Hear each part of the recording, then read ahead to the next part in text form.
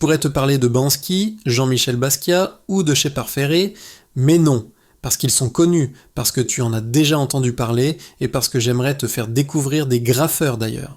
Le street art, ok, c'est globalement tout ce qui est dans la rue et qui se rapporte à l'art. Peinture, sculpture, la danse, musique, etc. Resso, c'est son pseudo, il est toulousain et il excelle dans un style appelé Wild Style.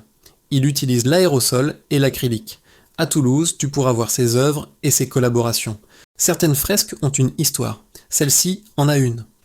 L'artiste de Brooklyn Michael McClear, connu sous le nom de Caves, a intenté une action en justice devant le tribunal fédéral de Brooklyn contre le département de police de la ville de New York, exigeant l'arrêt immédiat d'une campagne de nettoyage de graffiti. Oui, cette fresque a été recouverte. Certaines réalisations sont considérées comme du vandalisme, alors que d'autres comme des œuvres. Quelle différence!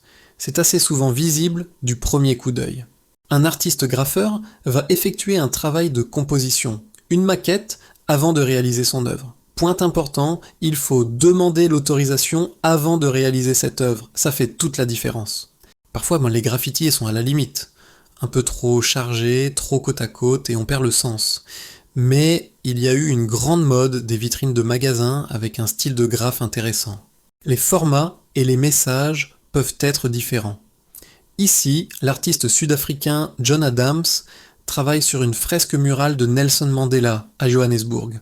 Le message est plus important et significatif dans ce type d'œuvre. Juste pour s'amuser. Une petite devinette facile. Quel est l'artiste qui a réalisé cette œuvre? Tu peux répondre en commentaire. C'est un classique de l'histoire de l'art. Retour en France, avec un artiste talentueux. Aéro est originaire de Rennes, tu l'as compris, on touche au photoréalisme. Comme d'habitude, je t'invite à faire tes recherches pour aller voir ces artistes. On termine justement par une œuvre d'Aéro que tu peux trouver sur les réseaux sociaux et qui fera le lien avec la prochaine vidéo, la fresque murale, une grande maîtrise d'Aéro, il faut l'avouer. À bientôt et abonne-toi si tu ne l'as pas encore fait.